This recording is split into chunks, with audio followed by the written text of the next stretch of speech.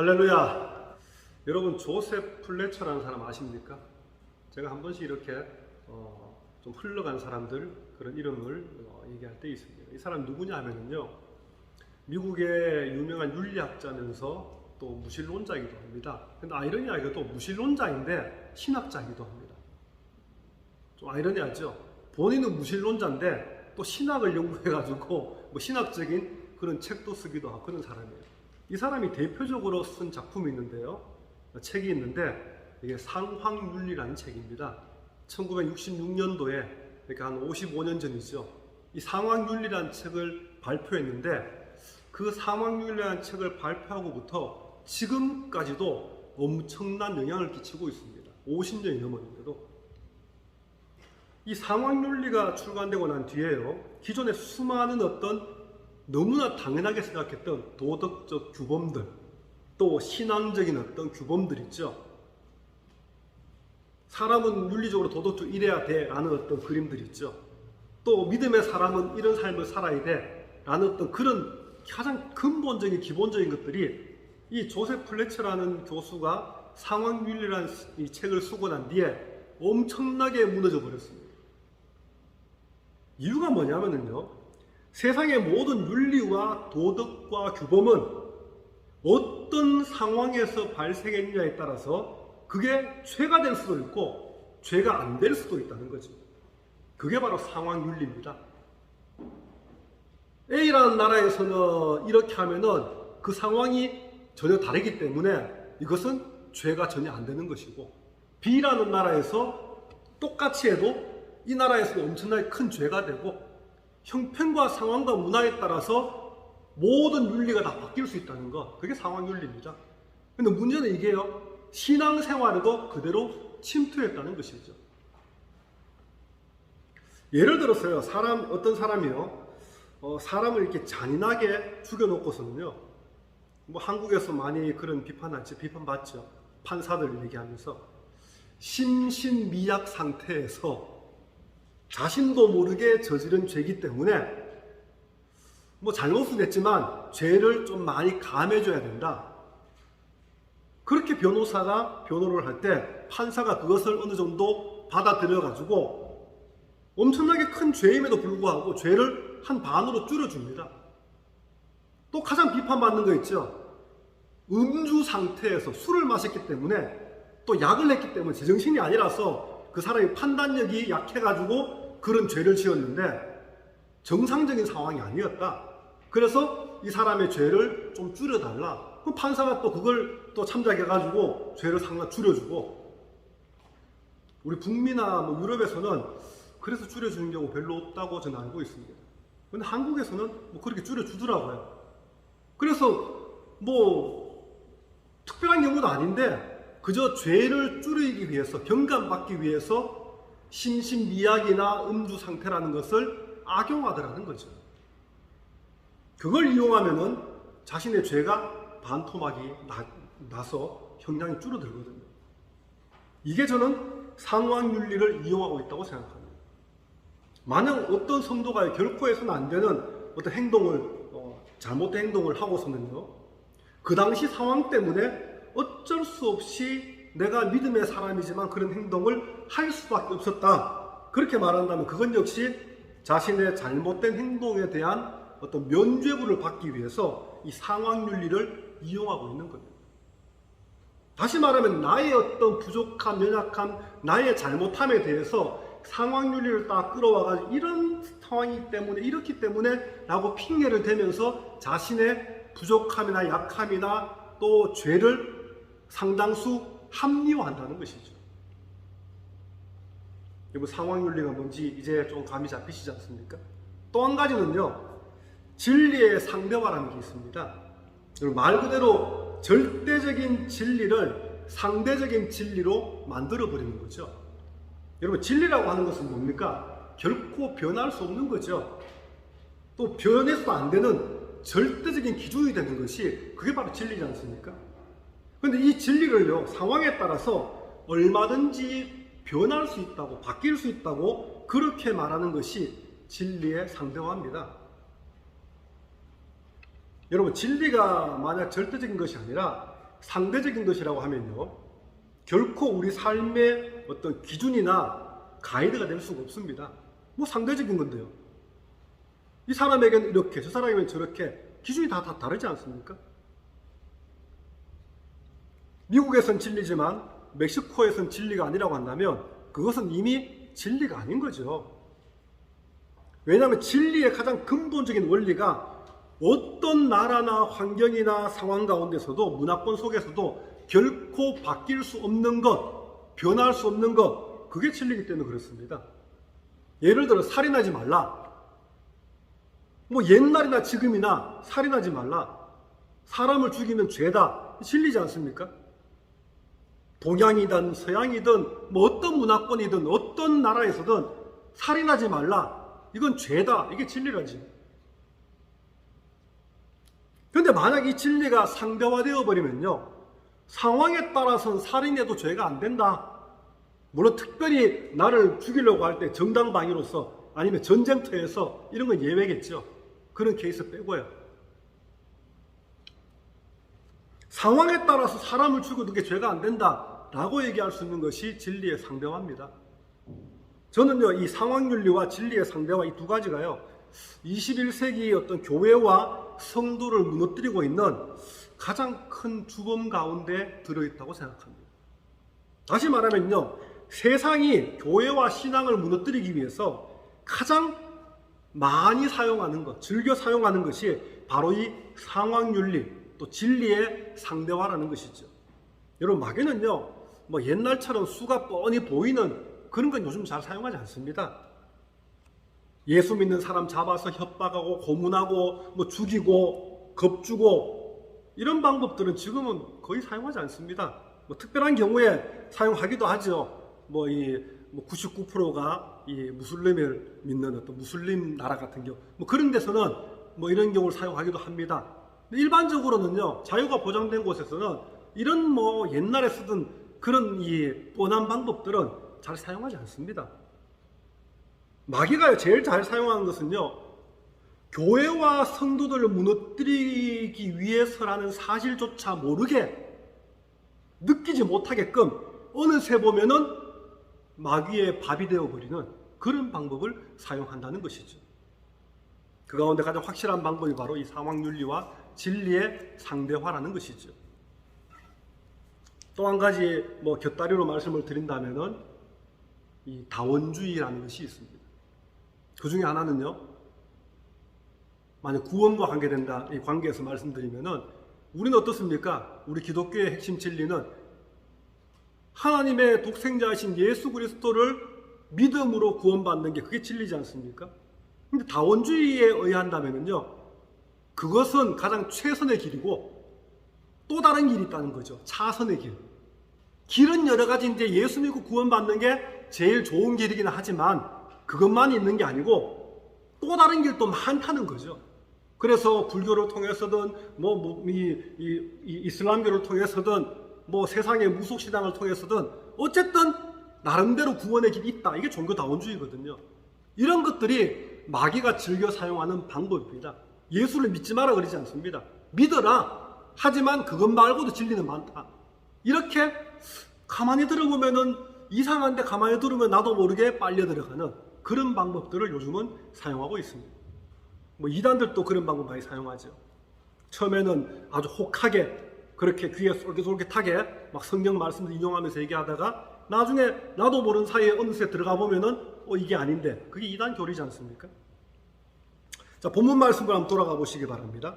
지난 시간에 여러 번 말씀드렸는데요, 요한일서 3장 전체는요, 두 개의 어떤 명확한 대립 구조로 되어 있습니다. 이 요한일서를 지금 이 3장을 지난주하고 이번 주 살펴보고 있죠. 근데 이게 지난주 설교나 오늘 설교나 이 본문의 내용이 두 개의 대립되는 구조로 되어 있습니다. 예를 들면 하나님의 자녀와 마귀의 자녀, 또 하나님과 마귀, 또 죄와 의, 또 뭐 생명과 사망, 또 사랑과 미움, 이렇게 딱 반대되는 그런 이 구분되는 것으로 그렇게 말하고 있습니다. 자, 이 두 가지 대립되는 것들은요, 특징이 있습니다. 섞일 수가 없어요. 하나가 될 수 없습니다. 세상이 뭐 이 두 조각이 나도 하나가 될 수 없다는 거죠. 죄와 의가 하나가 될 수 없고요. 하나님과 마귀가 하나가 될 수 없다는 것입니다. 이걸 얘기하고 있습니다. 서로 정반대되는 그런 내용에 대해서 이 반복해서 요한 1서 3장은 얘기합니다. 자, 본문 11절 보시면은요, 우리는 서로 사랑할지니 그렇게 시작하죠. 중요한 건 한 가지는요, 자, 사랑할지니라는 단어입니다. 이 사랑할지니라는 단어가 헬라어로 아가포멘이라는 단어인데요, 이 아가포멘이 현재형으로 되어 있습니다. 무슨 말이냐면요, 이게 왜 중요하냐면 우리 크리스찬들에게, 믿음의 사람들에게 요구되는 사랑이 항상 계속해서 현재형으로 지속돼야 된다, 그걸 말하고 있습니다.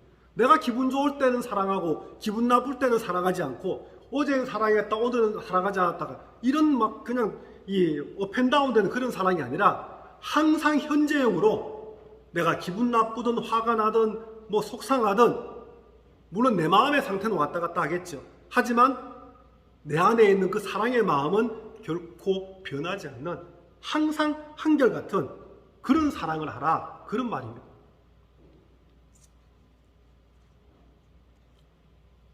이게 진정한 기독교의 사랑의 의미라는 것이죠. 상황에 따라서 사랑하기도 하고 사랑하지 않기도 한다면 그것은 상황윤리에 기초한 사랑입니다. 형편과 상황에 영향받지 않고 항상 변함없이 사랑하라는 것은요, 오늘 말씀 뭐라 그랬습니까? 처음부터 들은 소식이라 그렇게 말하죠. 이 말씀은요, 한마디로 복음의 본질이 바로 사랑이다, 그런 말씀입니다. 계속해서 12절 말씀 보시면 누가 나옵니까? 가인과 아벨이 나오지 않습니까? 동생 아벨을 죽인 가인에 대해서 말합니다.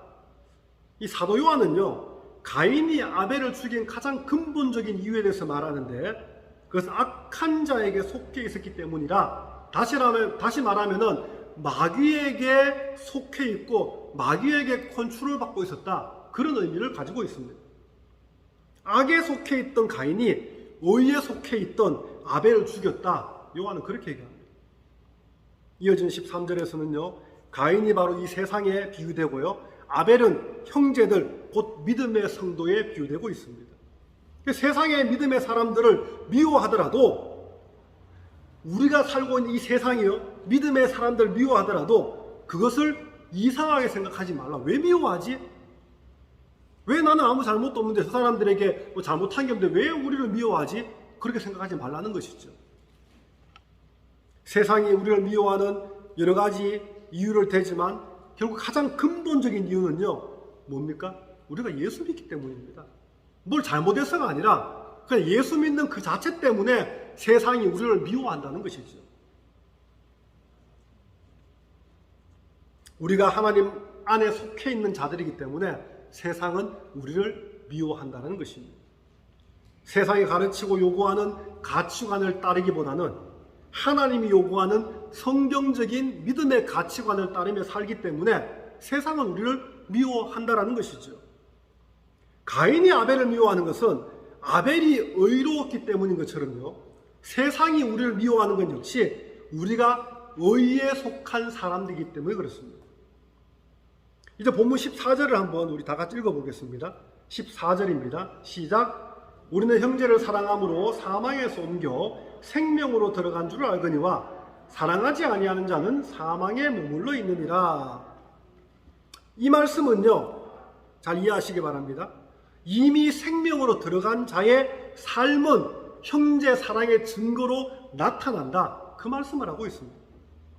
성경은 사랑에 대해 말하기를요, 이 율법의 대강령이다, 율법의 완성이다, 또 하나님의 자녀로서의 삶의 최고 표현이다, 그렇게 말합니다. 그래서 이 칼빈은요, 이렇게 말합니다. 비록 사랑이 영생의 근거는 아니더라도 형제 사랑이 없는 자에게는 영생이 있을 수 없다.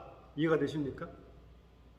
사랑 때문에 구원받는 건 아니지만 구원받은 사람에게는 형제 사랑이 증거로 나타나야 된다, 그런 말씀입니다. 본문 15절은요, 사랑하지 않음이란 개념에서 이제 미워함이란 개념으로 한 단계 더 발전해서 얘기합니다.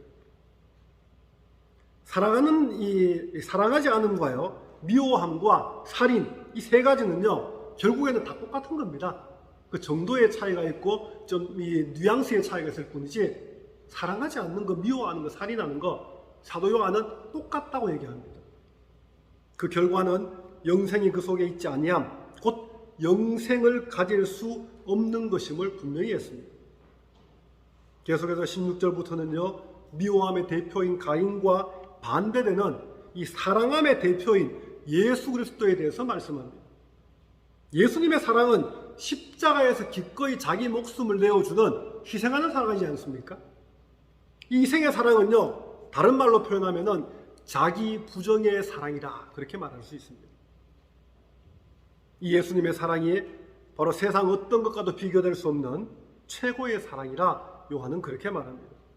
그러면서 너희들도 예수님의 사랑을 알고 예수님의 이 우리를 사랑한 것처럼 그렇게 예수님을 닮아서 서로 사랑하라. 그렇게 하는 것이 진정한 성도의 삶이다, 그렇게 말합니다. 그리고 본문 17절에 한 가지 예를 들고 있는데요, 그것은 바로 믿음의 성도가 가져야 할 물질관에 대해서 얘기합니다.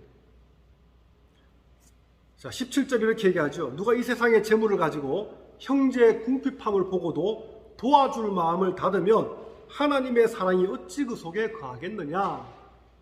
이 말은요, 이런 말씀입니다. 내가 배가 너무 고픈데 빵이 한 개 있어요. 근데 상대방이 배가 너무 고픈데 빵이 없어요. 그럼 내가 배를 곪고 그 빵을 주라, 그런 말은 아닙니다. 그렇다고 무조건 네가 먹으라, 그런 말도 아니지만요, 똑같이 배가 고픈데 내 빵을 상대방에게 주면은 그 의미는 아주 좋지만은 내가 너무 힘들지 않습니까? 자, 그렇게 사랑하라, 이건 특별한 사랑이고요, 여기서 말하는 그런 사랑이 아닙니다. 내가 배가 고픈데 빵이 2개 있어요. 이 사람의 빵이 1개도 없어요. 그러면은 1개는 네가 먹고 1개는 주라, 이 말입니다. 1개밖에 없어요. 그러면은 반 개는 네가 먹고 반 개는 주라, 이 말입니다. 다 주라는 말이 아니에요. 너무 가혹한 인생을 요구하는 그런 것이 아닙니다. 네가 좀 가진 게 좀 있으면은 정말 힘든 사람이 네 눈에 보이면은 그 사람에게 좀 나눠주라, 그런 말입니다. 이건 한마디로 청지기적인 물질관이죠. 하나님이 내게 맡기신 물질을요, 어디에 어떻게 사용하는가에 대한 우리가 믿음의 사람이라면 그것을 알라는 것이죠. 예를 들면요, 지금도 이 운동들이 계속 이루어지고 있는데요, 1% 나눔 운동 아십니까? 이건 하나님께 뭐 헌금하는 거 이거 얘기하는 게 아니고요, 내 인컴에 대해서 1%를 정말 필요한 사람들에게 도네이션 한다는 거죠. 1%를. 근데 1%쯤이야 생각하는 사람들이 많습니다. 근데 실질적으로 1% 나눔하는 건 마음이 없으면 못합니다. 0.5%도 못해요.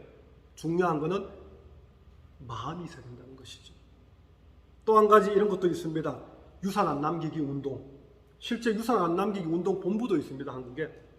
그 손봉호 교수가 그거 하거든요. 시작을 했는데, 유산 안 남기기 운동. 이게 무슨 말입니까? 돈 때문에 자식들끼리 얼마나 피 터지게 싸웁니까? 부모 자식이 막 서로 고소하고 돈 더 챙기겠다고, 유산 내 거 더 많이 챙기겠다고, 왜 네가 더 많이 가지냐, 내가 참 이 세대가 그런 거 보면 너무나 이 가슴 아플 때가 많습니다. 왜 저럴까? 물론 뭐 전혀 이해 안 되는 건 아니지만요, 차라리 그럴 바에는 아예 처음부터 그냥 아무것도 기대하지 말아라, 그게 낫다라는 것이죠. 물론 뭐 한국적인 정서에서 이 고집 없도록 이렇게 하기는 쉽지 않습니다. 하지만 제가 생각할 때는요, 최소한의 만약에 내가 죽기 전에 뭐 한 밀리언 달러가 있어요. 그러면 최소한 10분의 1이라도 좀 죽기 전에 의미 있는 곳에 사용한다면 참 좋을 것 같습니다. 우리 캐네디언 이 할아버지 할머니는 그런 거 많이 하죠. 유산을 일부를 떼서 이렇게 도네이션도 하고 뭐 이렇게 하지 않습니까? 이게 하나의 이런 유산 안 남기기 운동과 연결되는 부분이라고 생각합니다. 이것이 바로 청지기적인 물질관을 실천하는 모습이죠. 만약 어떤 성도가 물질에 대해서 하나님이 내게 맡겨주신 것이다 이렇게 생각하지 않고 내가 힘들게 고생해서 벌었다 이런 생각으로 가득 차 있다면 그것은 결코 청지기적인 물질관이라 그렇게 말할 수가 없다는 것이죠. 여러분, 우리 인생은요, 나그네 인생이지 않습니까? 이 땅의 삶은 절대 영원하지 않습니다. 잠시 잠깐 머물다가는 나그네 삶이라는 사실을 우리는 항상 잊지 말아야 됩니다. 제 주위에 정말 많은 사람들이 세상에 없습니다.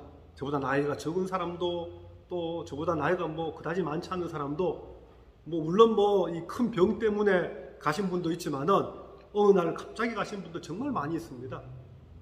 과연 하나님이 내 삶의 어떤 전체를 평가하실 때, 나중에 천국 갔을 때 어떻게 평가하실까? 우리는 지금부터 고민하면서요, 기도하면서 실제 내 삶을 통해서 하나님 앞에 증거로 보여야 된다는 것입니다. 그래서 물질에 대한 집착, 또 명예와 권세에 대한 집착, 어떤 분들은 건강에 대한 집착, 이것 때문에 참 힘들어하는 분들 많지 않습니까? 집안에 조그마한 먼지 하나도 이게 용납을 못합니다. 매일 쓸고 닦고. 제가 아는 분 가운데 한 분이 그런 분 계셨어요. 어느 날 갑자기 가셨어요. 주무시다가. 그렇게 건강에 집착하고 이 영양제는 다 먹고 좋은 건 다 먹고 매번 그냥 이 병원 가서 체크업하고, 그런데도 불구하고 위험한 일은 전혀 하지 않고, 근데 어느 날 갑자기 자다가 데려가시더라고요, 하나님이. 건강에 집착한다고 해서 오래 사느냐? 그러지 않습니다. 하나님이 내게 맡기신 그러한 삶의 모습대로 최선을 다해 살아가야지, 어떤 것이든 거기에 올인하면 안 된다는 것이죠. 본문 18절은요, 믿음의 성도가 해야 될 사랑을 명확하게 말해주고 있는데요, 말과 혀로만 하는 사랑이 아니라 행함과 진실함으로 하는 것이 진짜 사랑이다, 그 말씀을 합니다. 우리가 형제를 사랑한다고 하면서요, 정작 내가 가진 것은 그냥 전혀 내어놓지 않는다, 나를 희생하지 않는다, 내 시간이 아까우니까 내 시간은 절대 양보 못해, 이랬다면은요, 우리가 말하는 사랑은 그것은 가짜 사랑이지 않습니까? 립 서비스에 불과한 겁니다. 아무리 하나님 앞에 하나님 사랑합니다 고백할지라도 실제 내 삶을 통해서 그게 연결 안 되면은 그 립 서비스에 불과하다는 것이죠. 그래서 오늘 본문 말씀은요, 야고보서 말씀과 너무나 똑같은 그런 맥락에서 하는 말씀이라고 생각합니다. 본문 19절 말씀은 이제 중간 결론이라 그렇게 말할 수 있는데요, 앞서 여러 번에 걸쳐서 말했던 형제 사랑을 실천하는 삶을 살게 되면 그것이 곧 진리에 속한 삶이란 사실을 잊지 말아라. 그게 바로 중간 결론입니다. 그래서 우리가 비록 세속의 가치관이 지배하는 그런 세상 가운데 살아가고 있지만요, 그럼에도 불구하고 우리는 굳세고 담대한 믿음의 삶을 살 수 있는 힘이 있다는 것이죠. 세상을 떠날 수는 없습니다. 우리가 천국 가지 않느나 어쩔 수 없이 세상에 살아야 돼요. 하지만 세상에 살면서도 정말 믿음으로 멋지게 사는 삶이 있고 좀 이렇게 찌질하게 사는 삶이 있지 않습니까?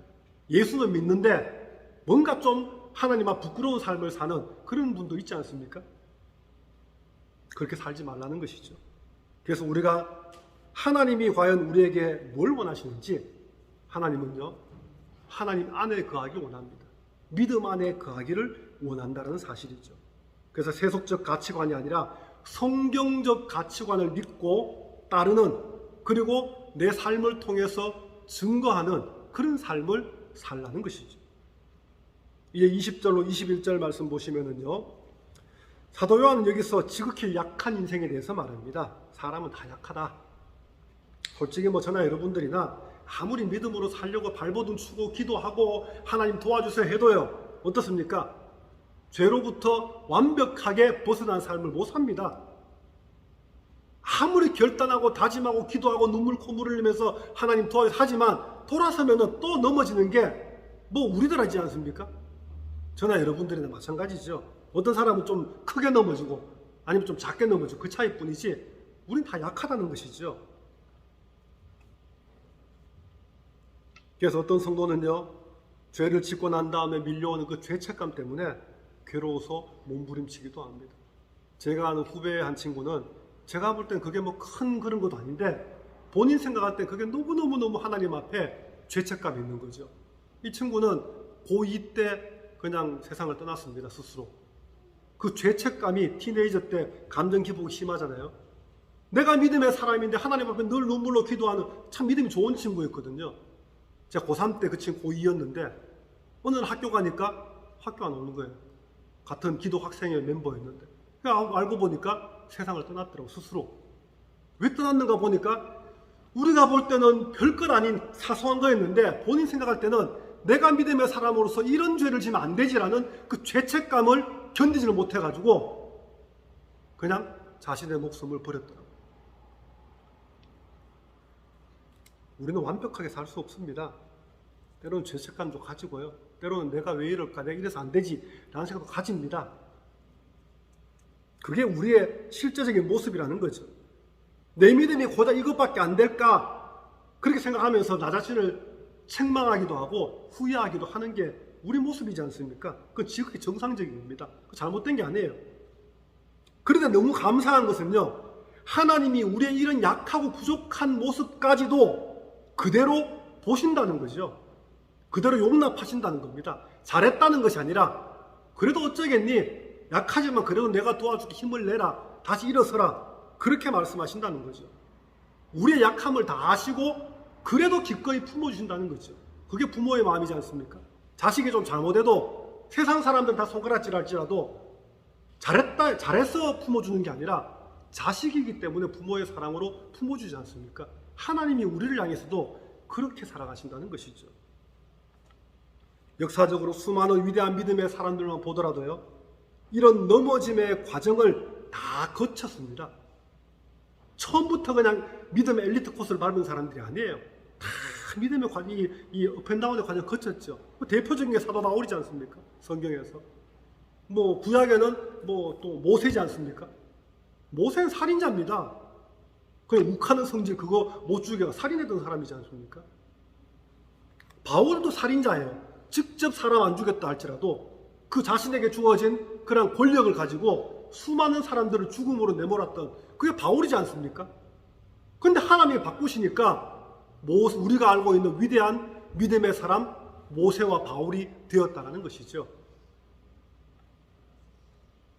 이분들과 감히 비교할 수 없이 부족한 우리에게는요, 하나님의 품어주신 그 사랑이 한없는 위로와 소망이 되는 것입니다. 계속해서 본문 22절 말씀을 우리 다 같이 한번 읽어봅시다. 22절입니다.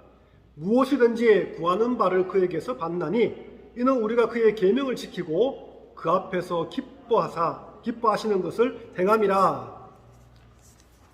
자, 앞뒤의 말씀을 한번 바꿔서 한번 제가 읽어보겠습니다. 앞뒤에만 바꾸면요, 우리가 그의 계명을 지키고 그 앞에서 기뻐하신 것을 행하면 무엇이든지 구하는 바를 그에게서 받나니. 좀 더 이해가 쉽지 않습니까? 이 계명은요, 하나님의 말씀이죠. 믿음은요, 하나님의 말씀에 대한 순종으로 시작해서 순종으로 끝납니다. 우리가 믿음의 성도라면 마땅히 지켜야 할 의무와 책임이 있습니다. 하나님의 말씀에 대해서요. 내가 믿음의 사람이라고 하면 하나님의 말씀을 안 지켜도 된다. 그건 앞뒤가 안 맞는 거죠. 하지만 내가 이만큼 순종하고 있다, 이것이 그렇다고 결코 자랑이 될 수는 없습니다. 내가 믿음으로 사는 것 때문에 나보다 믿음이 더 약한 성도를 향해서 판단하거나 정죄해서는 안 된다는 것이죠. 오히려 격려하고 일으켜 세워줘야 된다는 것입니다. 하나님의 말씀에 대한 순종이 없으면요, 결국 불순종하게 되고 결국 그것이 바로 죄를 범하는 결과를 초래한다는 것입니다.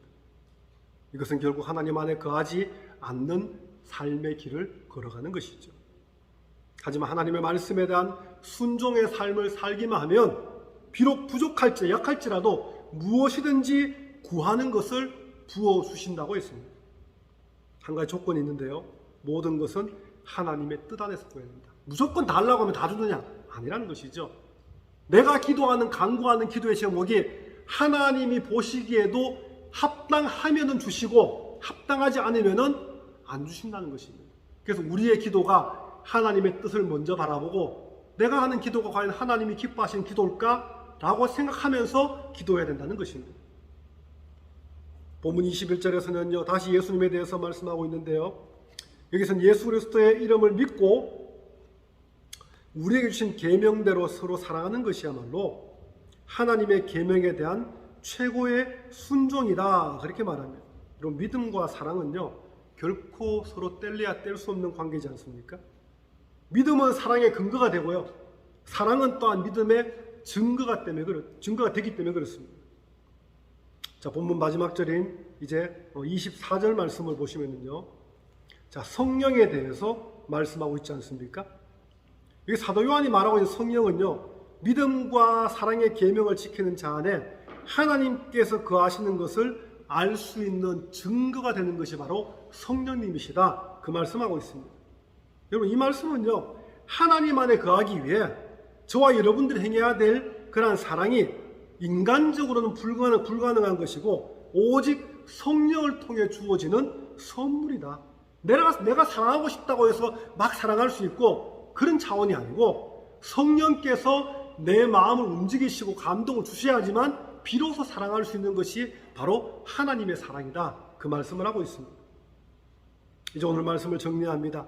세상이 우리를 미워하여도 이상하게 생각하지 마시기 바랍니다. 당연한 겁니다. 세상이 우리를 미워하여도 너무 기분 나빠하지 마십시오. 당연하기 때문에 그렇습니다. 세상은 원래부터 우리를 미워할 수밖에 없기 때문에 그렇습니다. 진정한 성도의 믿음은요, 결코 세상의 가치관에 따라 살 수 없습니다. 그래서 세상이 우리를 미워할 수밖에 없는 거죠. 우리가 성경적인 가치관에 따라서 하나님의 말씀에 대한 순종의 삶을 살아가면은요, 결국 세상이 우리를 미워하고 핍박할 수밖에 없다라는 것입니다. 그래서 우리는 실망하거나 낙심하지 말아야 되는 것입니다. 왜냐하면 그것이 힘은 들지만 좀 괴롭지만 믿음의 길이요 하나님 기뻐하시는 길이기 때문에 그렇습니다. 이것은 하나의 훈장과 같은 겁니다. 전쟁터에서 군인들이 전쟁을 해서 이 가정 고초를 겪고 상대방 이겼어요. 그러면 훈장 받지 않습니까? 마귀와의 영적 전쟁에서 우리가 비록 힘도 어려웠지만 승리했습니다. 하지만 우리에게 상처가 있죠. 이거 훈장이에요. 여러분, 마귀는요, 지금 이 시간에도 상황윤리 같은 것들, 또 진리의 상대와 같은 것들, 또 종교다원주의 같은 이런 것들을 통해서요, 그럴듯한 세상의 가치관을 우리에게 주입하려고 합니다. 그래서 우리의 믿음의 뿌리를 흔들려고 한다는 것이죠. 그래서 많은 젊은이들이 이런 세속적인 가치관에 넘어가고 있는 것이 오늘 이 시대의 모습입니다. 여러분, 영적 분별력을 달라고 기도하시기 바랍니다. 우리는 결코 마귀의 밥이 될 수는 없는 것입니다. 세속적인 가치관이 점점 더 강력해지고 있는 이 시대 속에서요, 그럼에도 불구하고 우리는 성경적인 가치관을 믿고 기꺼이 말씀 앞에 순종하는 삶을 살겠노라, 그렇게 하나님 앞에 결단하시기 바랍니다. 그래서 어떤 상황 속에서도 하나님 안에 또 진리신 말씀 안에 거하는 저와 여러분 되시기를 주님의 이름으로 축원합니다.